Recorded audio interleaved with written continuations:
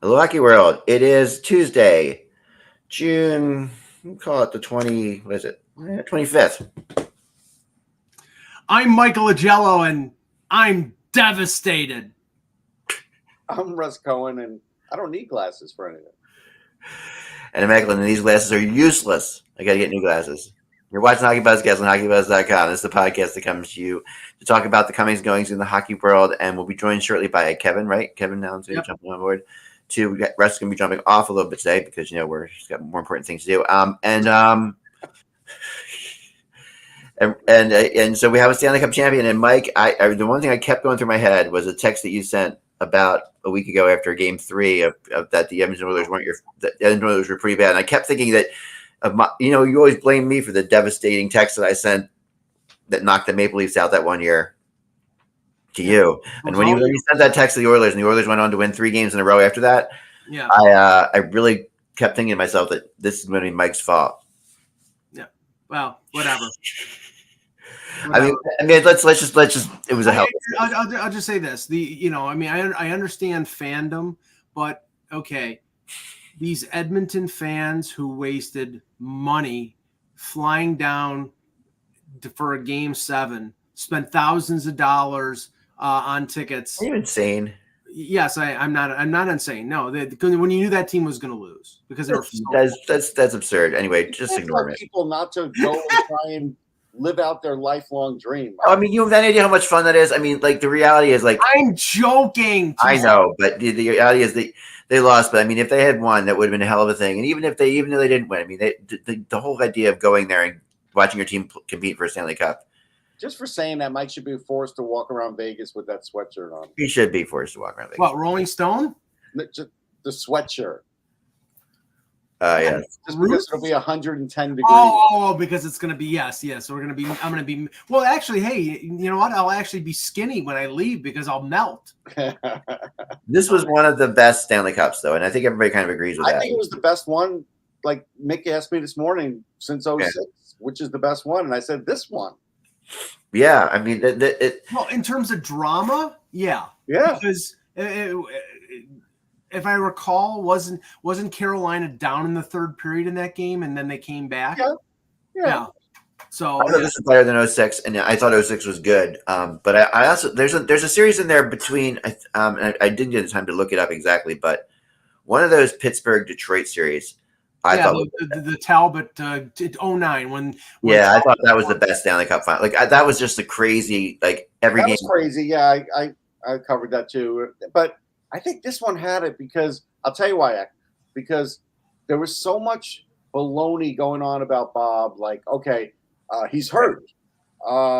Wait, he's not practicing. It's like, listen, just leave this guy alone. The guy knows how to goaltend. Yeah, I mean, he set a record for having the least amount of goals in all the wins, right? And to be honest, I was surprised he didn't get more second and third place votes. I can't hear you for some reason. 1 second, hold on a second. Yeah, just log off, and log back in. Oh, your headphones messed me up today. My daughter is now listening to you guys on the podcast. 1 second, hold on. Her headphones. Listen to quality show. Well, okay, yeah. I mean, I'll just say this because let's get it out. What do you think about that? I mean, I think he should have gotten more second and third place votes, Bob. He should have won it. I don't know. Okay, I don't know if he should have won it. I mean, but I heard something ridiculous. And I won't say where I heard it because I don't want to out the person who said it. But somebody said this morning that, Bob essentially Bob wasn't very good. He stole game 1. He stole game 1. He was really good in game 3, and until I think what he was holding against him was the fact that he allowed breakaway goals, five consecutive breakaway goals. Well, how about that? How about you don't allow breakaways? Right. How about that friggin' club? Yeah, I mean, Yarncroft, what a frigging series! Like he had Yanmark. Yeah, Mark. Yeah, what a crazy series he had. But I mean, okay. Was Bob? They had the graphic on the broadcast, and I'm going to talk about the broadcast at some point here because, but Bob's save percentage was under 800 from games 4 to game 6. Okay, that was a contributing factor to the loss, obviously, but the fact that his defense Florida, which is was one of the best defensive teams in the league this year. Okay, they played terribly defensively in games 4 through 6. Terribly. So, I mean, now they showed up in game 7. Yeah. Gee, what was the clue? And we welcome Kevin Allen to the show. Kev, in game 7, like games 1 through 3, the Florida Panthers forechecked and hit and made the Edmonton Oilers' average defense vulnerable. They did not do that in games 4, 5, and 6. I think they thought that they could sort of coast, but they got back to what they were doing early in the series, and that was the difference in that game. Yeah, I mean, I think you're right. I mean, I think they were the better team. I think we all thought that the Florida Panthers were, but it's hard to sustain the level of play that they were at in the first 3 games, and you got to give the Oilers credit for stepping up and playing well and turning it into a series. But in the the final game, like, how much better are the Florida Panthers than the Edmonton Oilers? They're 1 goal in a game 7 better. That's it, honestly. And the reality is, I think I was happy to see that. I really did agree with everyone who said that we were seeing the 2 best teams play. I honestly felt like that. They were. I really don't think that I can think of any other teams in the league that I'll disagree. I'll disagree on that. But my point of view on that. Well, I mean, you can both be right. Like, I mean, are there better teams in the league? Well, maybe, or teams as good, but once the playoffs started and for that 2-month period, it was pretty clear that Florida was the best team, and the Oilers, rose up despite their deficiencies and, gave the Panthers all they could handle. Like, I mean, it isn't an understatement to say that, the Panthers were close to being, listed as, I know some people, I hate this word, but some people call it the choke. Yeah. They would have gone down in history as well. Yeah. So I mean, it was. I mean, there's no way getting around it, right? And it would have. I wrote about this as the headline and one of my pieces this morning, Kev. I mean, they were one goal away from being the New York Yankees of 2004. Yeah. I mean, nobody remembers the 42 Leafs. I mean, I was minus 25 years old at that point. But the difference here was why it wasn't quite a choke, and why I would have argued against that is the other team did have an epic performance. Like there's no, like, it's not like Connor McDavid, it didn't have an epic performance. Like he was great. I mean, if Draisaitl's healthier, which obviously he wasn't, that the series could have been different too. Like I have no question that Draisaitl would have made a bigger difference if he was better in the series. Like here's an issue I had, and I don't know if anybody else felt this way, but you knew with, like, I don't know, let's say 8 minutes to go in the game, that if the game stayed like that, you were going to have to pull the goalie, and you're going to want your best guys in the ice, and you want to have them rested. And Knobloch just ran them into the ground. Have you ever seen a team more tired? I agree with you, Russ. I have never seen a group of players more tired. I know. In the last minute of the game than the Oilers were. Kev, I understand the motivation from the point of Knobloch. You've got, a Jaguar in McDavid. You're going to put him out there you're going to put him on the track every possible time.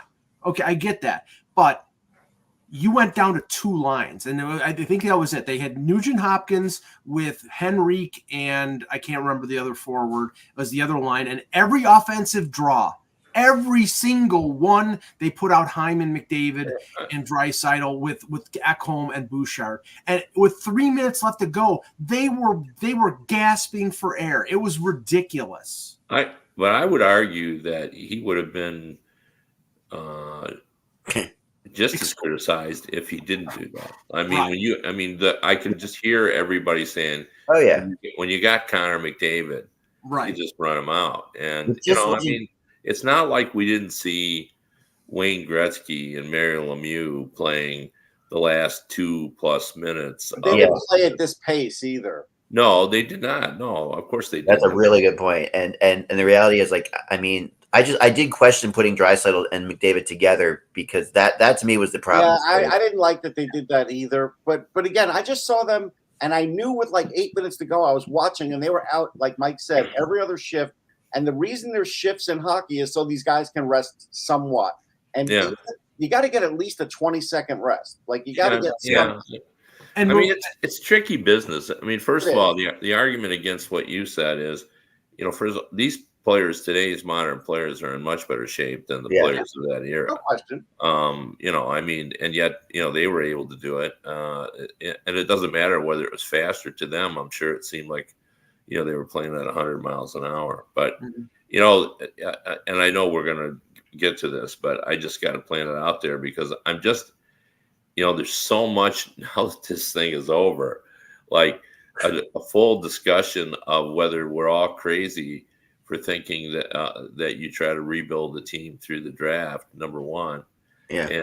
And secondly, I mean, if that is the case, that the Florida Panthers are doing it right, then you have to accept the fact. I mean, I just looked at the math.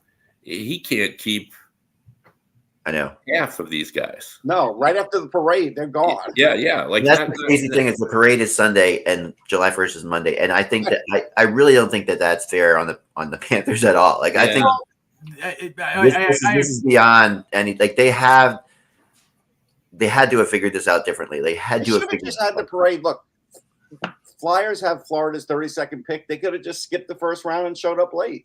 No, but they should. I mean, it was a confluence. It was like the perfect storm. It was. But it should never come. It should never come to Kevin where you can possibly end the Stanley Cup 4 days before the draft. Like that's just. Well, I mean, Steve Yzerman did 4 minutes on this and his.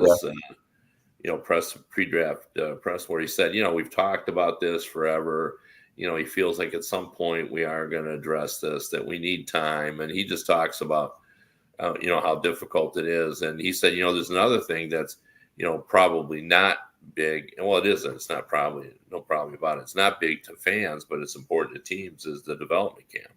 Right. He said, we go right into from the draft to the development camp. And in the middle of that, when I would like to, watch my prospects and see kind of, how they react and do all that. I'm busy trying to deal with free agency. So, he says we talk about it all the time. Now we got to get serious and stretch it out. It sounded like he really wanted some distance between, the buyout period, the draft, the free agency, so it's not even, like start it all late, but do it all together. Like, I'm going to ask the question: are you not allowed to have developing camp a little later than some of the other teams if you want to?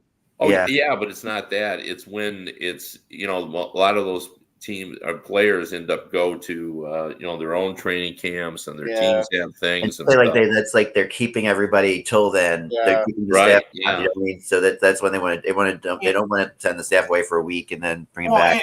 And on top of that, a lot of these players who come over for the draft who are European, like from Finland or Russia or whatever. I mean, they're figuring, okay, you go back to Buffalo for the development camp, which, by the way, the Sabres development camp is July 1 through 4, which, I mean, this is the ridiculousness. They released the preseason schedule, so we know what's going to happen next year. And, like, Buffalo is starting their season on October the 5th. And I'm like, okay, that's earlier than last year. That's good. So we won't have this compacted. No, it's because of the Four Nations thing.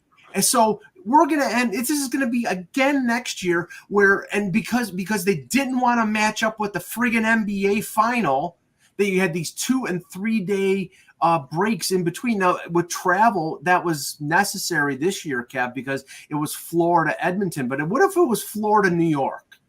It could have.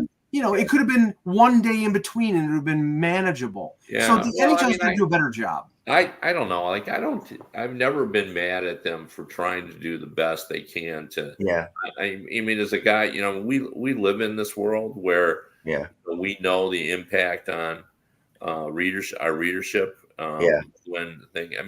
know there's truth to that. So they don't want to bump up. I get all that, but just as you said, it causes great hardship. I mean, and it's hard to sustain momentum as a fan.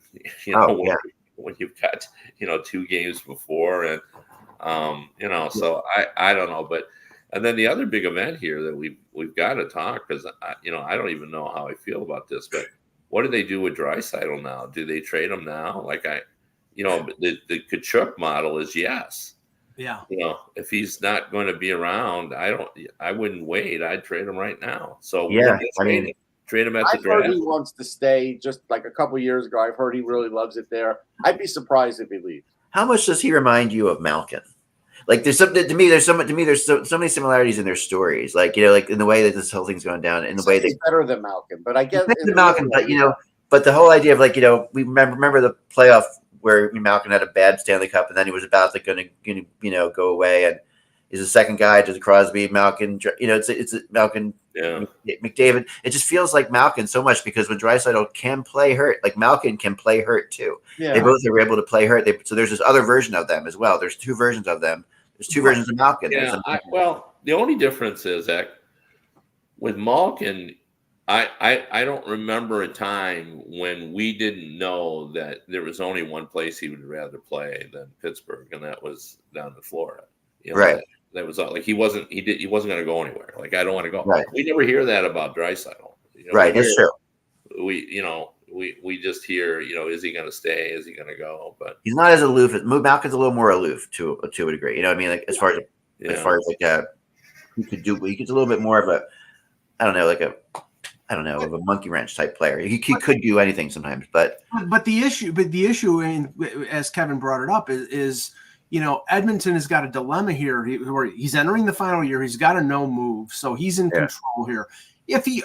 If what you said is right, Ak, and he says, well, he wants to stay in Edmonton. Okay, well, Edmonton's got to go to him and say, well, we have a contract next year that that guy's going to be the number 1 guy in the league, and he's going to be more than Matthews at 13.25.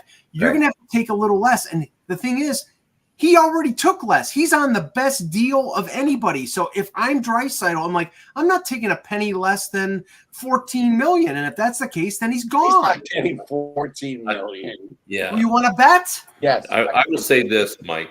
Yeah. I guarantee you that Draisaitl is much more calmer about that than you just were. I mean, seriously, no. I mean, he is very calm. Yeah, and also they understand how this all works. Yeah, like you get worked up about it like it's personal. And does it bother them? I'm sure it does. But they've all they've talked about this, I'm sure, with their agents and all that kind of thing. I guarantee you, there probably some times when he's been he looks at this and he gets upset about it, but for the most part it's all pretty calculated. So I'm sure he has a general idea of how he feels about it all. I think so. I mean, I mean, it is insane. Like I was thinking today, like you said, does Zito have room to make any of this happen? Like because he's got. I mean, basically, you have the Stanley Cup winning goal was scored by the biggest UFA. Right. Yeah, no, that's right. That's exactly right.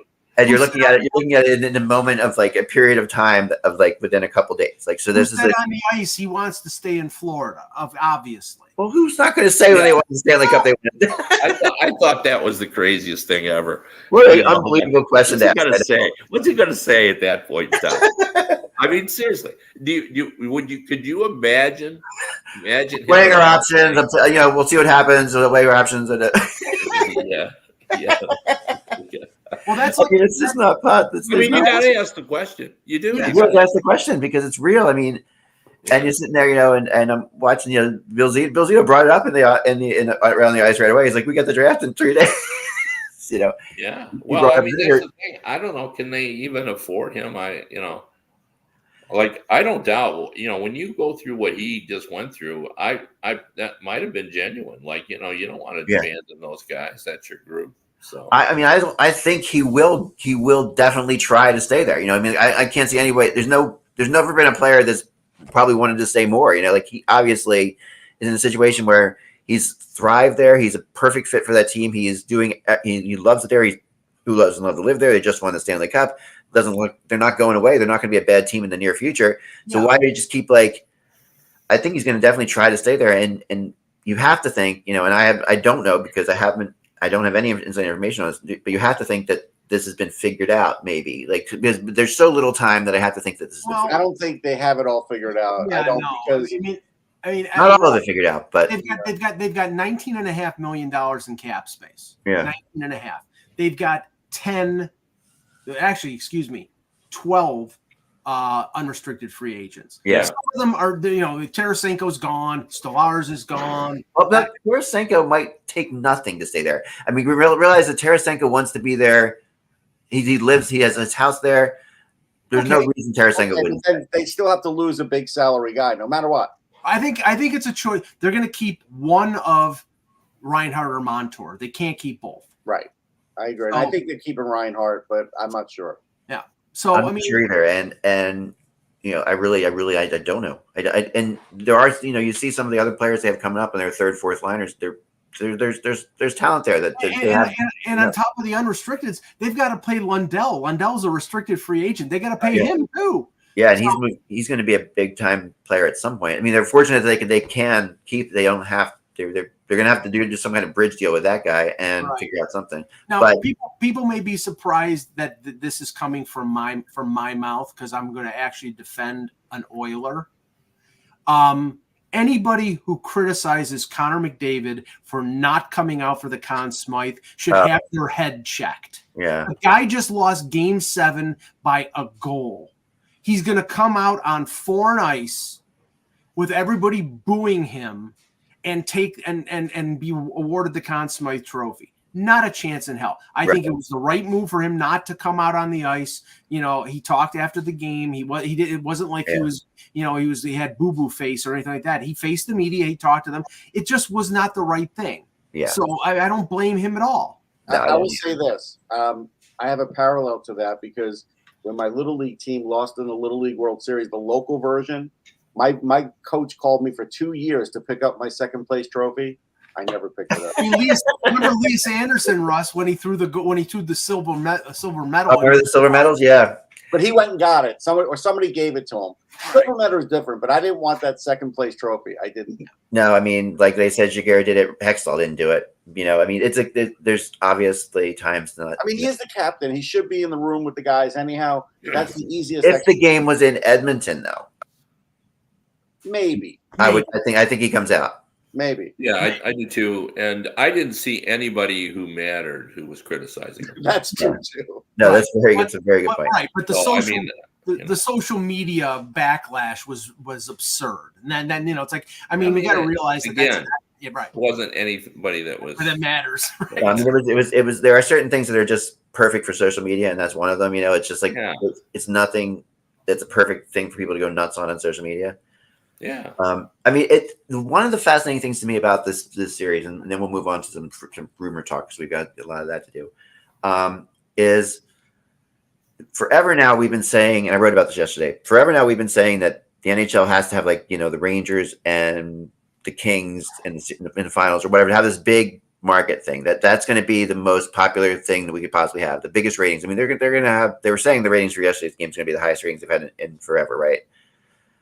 We've needed to have these things, and it really did show that hockey does work a little differently than that. It does. I mean, we have McDavid. Granted, you have a superstar in this series, no question about it. Mm-hmm. But Florida is not a draw. Like, they're not a draw as far as. But Game 7 for sure got rated. Well, and it was the losing of 3 games in a row. I know. I mean, but that's what it was. It wasn't even Game 7. It was how they got to the Game 7. I mean, the ratings for the whole series that were good, though. I mean, they were high. They would, but they're still not. Yeah, but hear this, Zach, and I got this from an insider. I don't know what the ratings in Canada were for Game 7. I assume it's going to be the highest rated of anything. But up until last night, the highest rated game in Canada during the playoffs was Game 7, Boston, Toronto. Sure. In Canada. I'm just saying the Friday game before the Game 7 was 4.2 million. Yeah. That's pretty damn good. That's really higher than it's been. That's good compared to bowling, but that's not good. Are we going to start doing that now? We're going to start looking at it next to. No, but we end up talking about things about why they, catered to the NBA and all that. Well, it's because they can't come close to matching what they do, and they would draw. I mean, we all know that. Yeah, well, that's what I'm saying. I mean, we have to acknowledge that. Like, I mean, just imagine how much it's improved since we first started covering the league. That's the thing, though, Kevin. You say they can't come close. They are so much better than they were. But they haven't come close. They're so much better than they were, but they're so much better than they were. But the problem is like I remember one night where they delayed the going to a playoff game to cover the Indiana Fever and Caitlin Clark. I mean, there should be a I understand the NBA is big ratings, but this is the whole reason why I was against them going back to ESPN. If the reason was going to ESPN was to get on SportsCenter, nobody watches SportsCenter anymore. That's true. So I mean, yeah, like I mean, I think you have to have some pride about how far they've come, and they have come a long way. But I'm just saying, you got to also accept reality. You can't live. In this world where you think, well, we got to just not worry about the NBA. And no, you got to make sure you configure yourself to get, so you're in a position to get that $4 million, you know what I mean? Or you're not saying, okay, well, we'll just go head to head with the NBA. That's all I'm saying. Like, I know $4 million is good. I mean, they sometimes used to get $1.5 million. Right. I'll tell you this, and I'll just say this, and nobody has to agree if they don't agree. I thought I won't agree already. I can tell you that. Yeah, the quality of the broadcast on a Game 7 was abysmal. I mean, there were sound drops. It was not because there were people now, during the post game when people were dropping the F-bomb, then you're going to have the 7-second delay. But I'm talking about during the game, during the play-by-play, Sean McDonough's mic was cutting out. I mean, it was there too. I mean, I wasn't sure if that wasn't. I don't think anyone at this point. The funny thing about that, Mike, is I don't think anyone at this point wonders if it was just their streaming was going wrong. Like, I don't think. Yeah, no, that's what I did. Like, like no one knows that it's like that's happening everywhere, or is it just my, because that's where we are. Mike asked me because he wasn't watching ABC, and I'm like, it was happening on ABC. But I'll give him credit for one thing. I did like when they were interviewing the guys, the way they had the pictures of the cup circulating on the bottom, showing the signatures, engravings. That was nice. That was a nice touch. And I didn't get that. For some reason, it wasn't on my broadcast. I wasn't getting it. You wouldn't have liked it anyhow. They knew that. Yeah, it was something that they didn't want you to see that. I think they really did catch something good though with the Messier-Subban thing. I think that I like that combo. In the end, they probably did. But I like that combo a lot. I think that they stayed with the celebration because even NBC would cut out for the news on the celebration. So that was part of the Tour de France. It's like, come on. The guy kept wondering if we're going to see it. We saw everybody carry the cup. We saw every player on that team carry the cup. And we saw even Rick Dudley, which I was. And you saw Rick Dudley. I heard you talk about that on the radio today, which is amazing. And that it is. And Duds, I'm really happy for that guy too. Like, I agree with you. I was very, very happy for Paul Maurice. Me too. For Paul Maurice, he's a first of all, as a media person, he's a great interview. He's a great quote, but I've only met him once, but I've heard he's a fantastic guy, and you could tell how much it meant to him. Especially the interview he did with Kyle Bukauskas on Hockey Night in Canada, where he's talking about his mom and dad, and he's talking about his relatives and what it meant to him for his name to be on the same trophy as Rocket Richard and right about that. And I mean that's fantastic stuff. The other person, and I'm happy for all the Florida Panthers and the organization, but Kyle Oposo.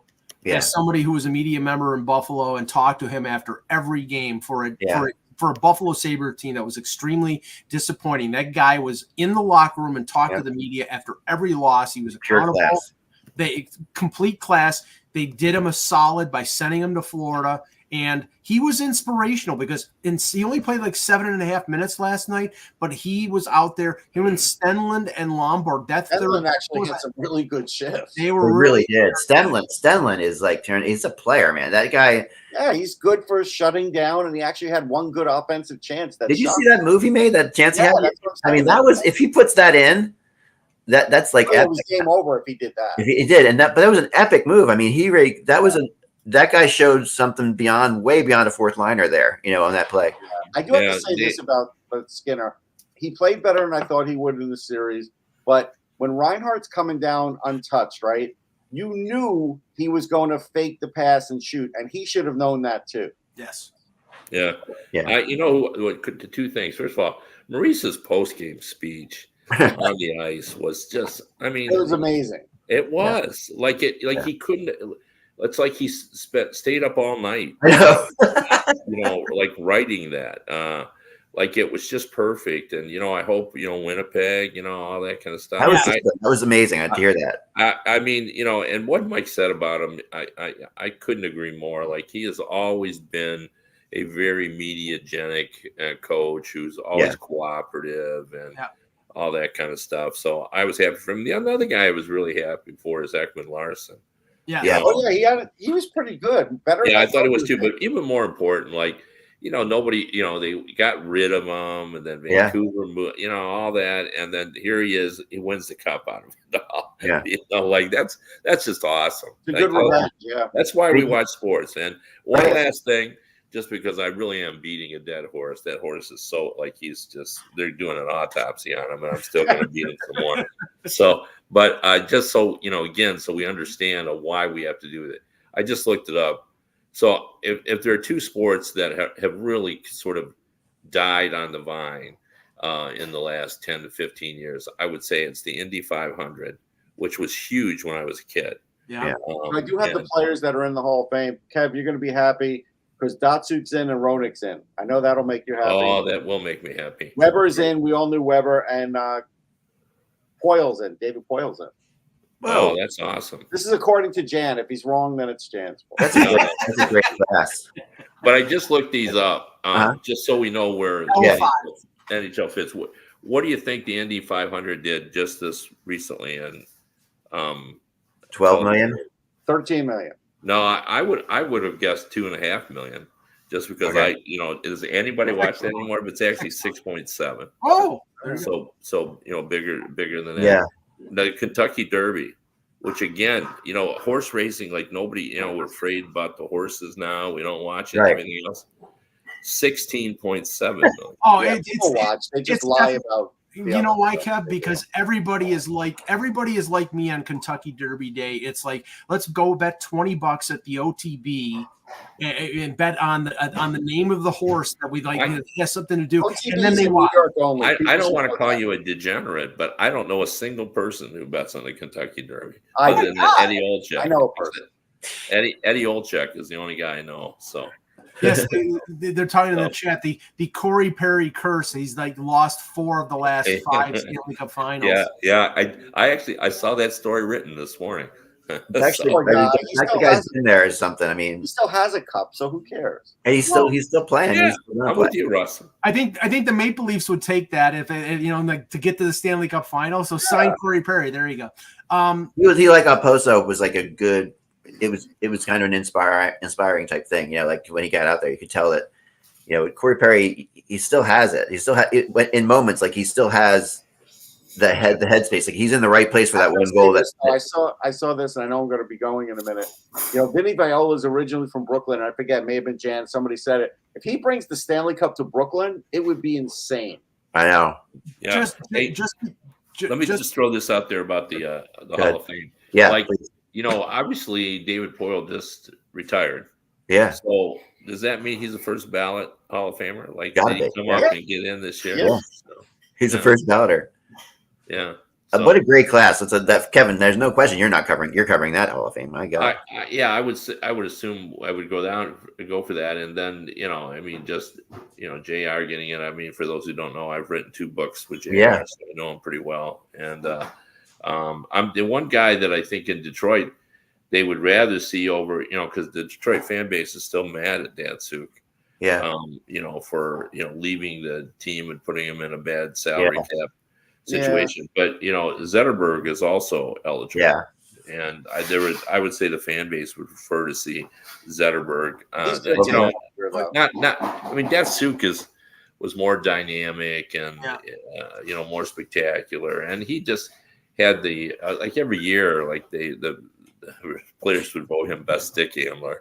McGillney should be in though. That's my last thing. It's a travesty. Oh, yeah, for sure. Russ, before you leave, just because I want to get to this before you leave, and Kev, you mentioned Oliver Ekman-Larsson, who was in Arizona for a long time. The news that came out yesterday about Alex Morello backing away. Yeah. If anybody needed more evidence that this guy was a complete and utter grifter, that was the. I mean, okay, so they pass on the auction.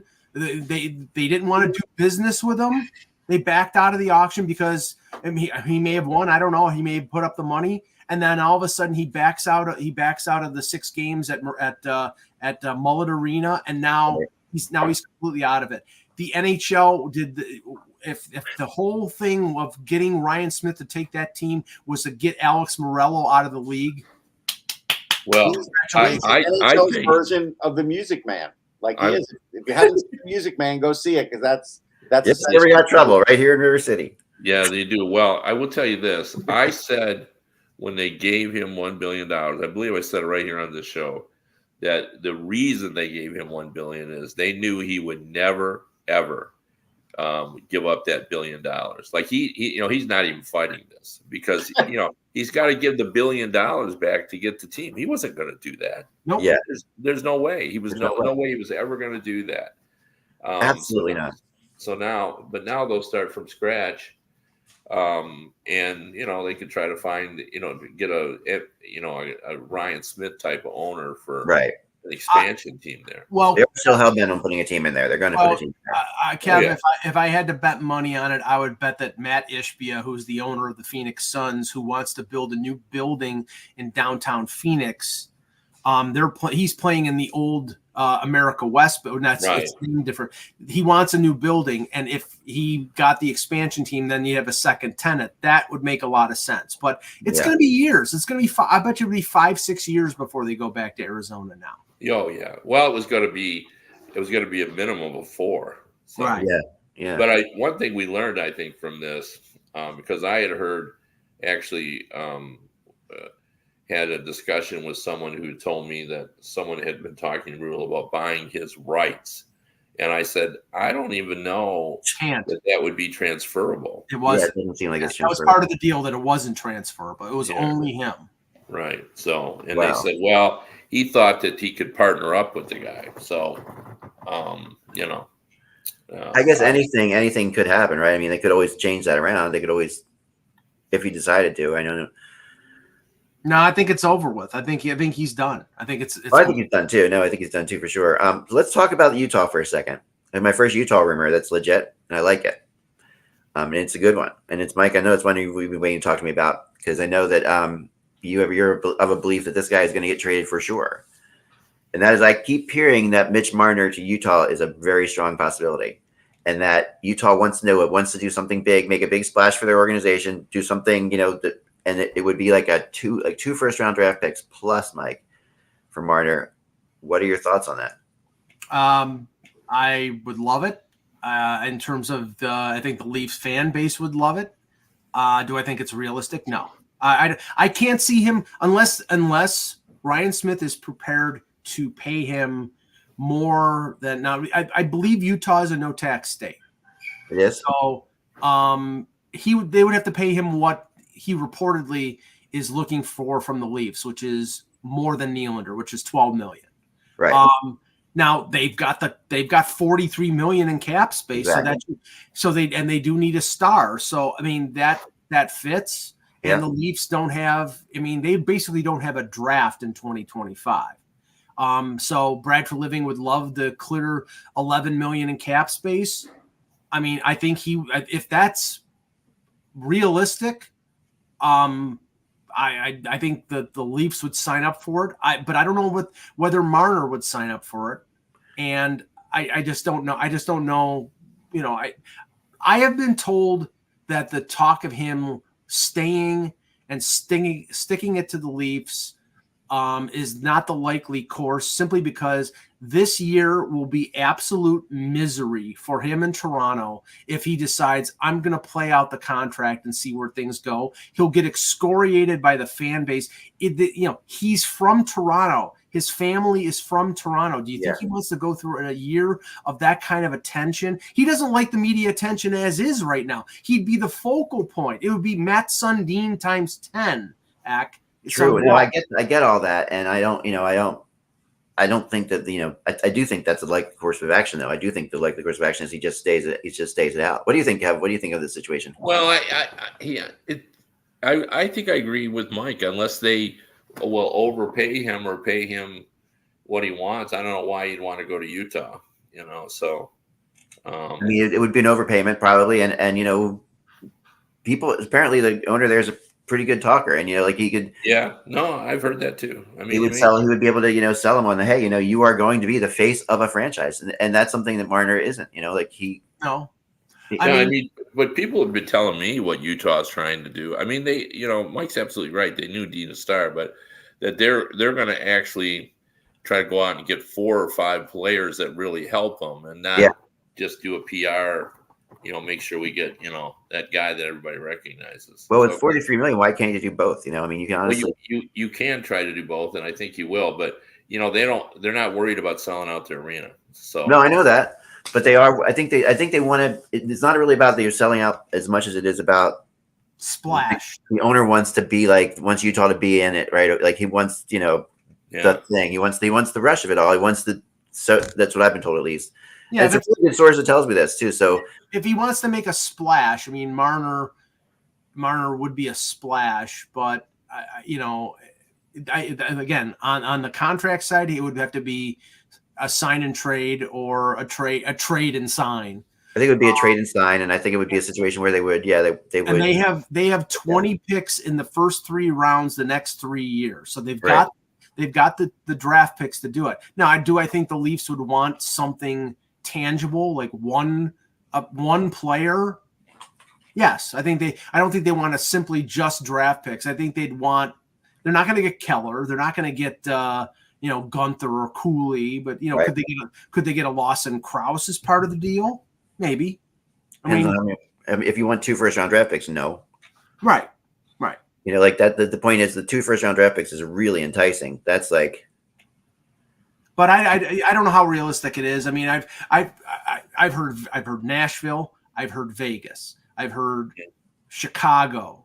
Now the one thing is, any of those situations is better than what is going to happen in Toronto, because if he stays in Toronto for 1 more year, again, he'll get excoriated. And then at the end of it, he's going to lose money, because as a free agent, he's only going to get 7 years instead of 8.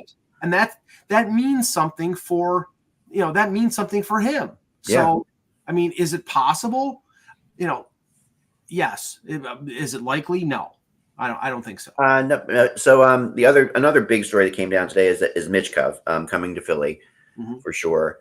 Has made the announcement. I've kind of known this forever, and talked about it forever. That I really feel like the Flyers knew this from the beginning. Like they kind of, when everybody was saying that they're going to be, it's going to be 3 years. I really went after I found out, that he visited Philly before the draft and all that stuff, and I just had a feeling that they knew that deep down it was going to be 1 year, and that Michkov wanted to come to the Flyers, and that he was going to let it be unknown to everybody else that it was maybe 3 years, so he could slip down to the Flyers. What are your thoughts on him, as Kevin, as far as this goes? How does this change the Flyers situation? Well, I think it does change the Flyers, because now they have, the young foundation type player to build around. And, you need those guys, you need somebody who you can, start to build around, start to plan, who we get to play with them.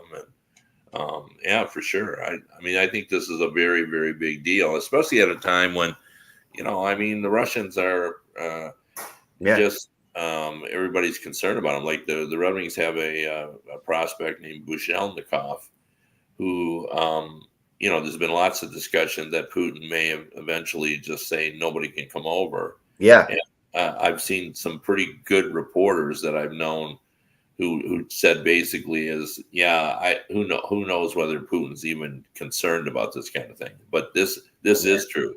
If he decides he is concerned and he says they're not coming, they're not coming. Yeah. It's not one of those things where they'll fight it through the courts or, whatever. And so what I started to say was Michkov got traded to another KHL team and then immediately signed a 2-year deal. Right.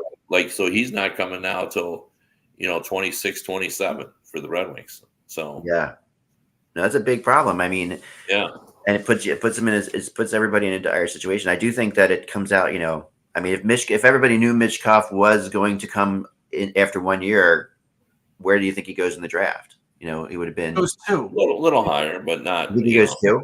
I think he goes. I mean, I was at the draft last year. They said, the thing that was the drag on his stock was the fear of him not being able to come over for a number of years. Right. I think it was, Bedard was number 1, no doubt. Right. And not casting aspersions on the players that went 2, 3, 4, but Michkov was the next in terms of being dynamic, as being a potential, franchise level player. Right. And he eventually went to 7, I believe it was, with the Flyers. So, yep. Before we end, I just want to talk about a couple things. The Ullmark deal, the goaltending cavalcade that's happened over the last week, Kev. I mean, Markstrom to New Jersey, the Kemper deal involving Pierre-Luc Dubois, him going to LA, and now Ullmark going inside his own division. And the ironic thing is Ottawa has to pay Boston's own first-round pick back to them in the deal, and retain $1 million on Korpisalo in this deal. So, I mean, it was Dorian's contract, that Korpisalo deal, but that turned out to be a complete and utter bust, that contract. Yeah, I wouldn't have even taken Korpisalo if I was Boston. No, I don't know why they did. I just don't trust him. I don't know how that. I mean, I realize that they're thinking, well, they'll play 25 or 30 games, but I guess they had to, Kevin. I mean, my guess is that they had to take him.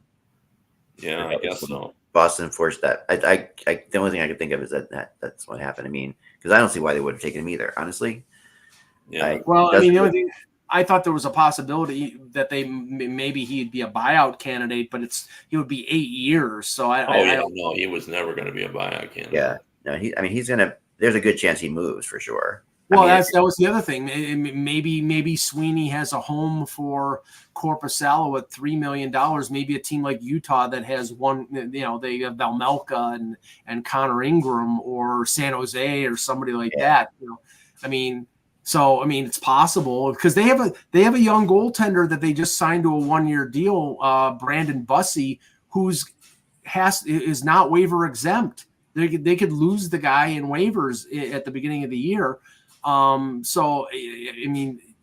don't know. We'll see. I know that there's going to be a lot of moves. The trade that just got announced a few minutes ago, Kev, the Red Wings and Yzerman really are spinning the wheels here. First of all, they get a second-round pick in this deal that they made with Nashville, and now they include that second-round pick to trade Jake Wallman to San Jose to dump his salary, and now they're trying to sign Gostisbehere. Right. That's exactly what they're doing. Yeah. Well, they should, right? Because he was a heck of a player for them. I mean, he really fit in well. They like him, right? I mean, I'm not surprised that they're trying to keep him. Yeah, I mean, it's really a mixed bag with Gostisbehere. There were certainly moments and periods and when they weren't real fond of Gostisbehere. Yeah. But what they loved about him is how much he helped their power play. And what epitomized that, there was a late in the season when they were fighting to get in a playoff spot and the puck was being cleared, and Gostisbehere looked like an NBA rebounder, cleaning the glass. He jumped way in the air and knocked the puck down, kept it in, and they ended up scoring a goal on that. Yeah. And I think that was I got to believe that they certainly, thought about that. It was like a pinnacle moment for him. Yeah. So they're really, trying to do that. So in other words, they're really just giving up Gibson. Yeah. Although they did like the Finnish forward they got back, who's a kind of an energy two-way forward guy. Okay. And the funny thing is, Kev, is I thought that, because Wallman, if I'm not mistaken, had played well for them. So he had until this season, and then he kind of lost his way. He was playing with Sider, and then it's a classic case of he scored a few goals, and that may have, I don't know, maybe he thought he was a goal scorer then. He was going to be an offensive guy. So because he wasn't the same defenseman late in the season as he was the year before. I thought the other out there right now that's really big, Mike, is that I can't remember his name's skipping my mind. I'm sorry, the Winnipeg kid that's not going to sign there. Oh, Brett McGroarty. Yeah, that trade's going to go down in the next 24 to 48 hours. Yeah, I believe that. So yeah.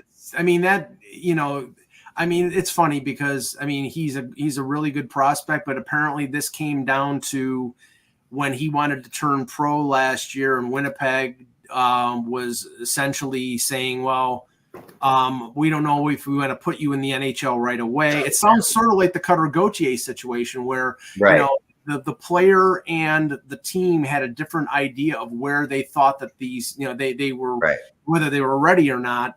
And, these players, after playing, McGroarty's played 2 years in Michigan. He wants to go right in the NHL. Yeah, for sure.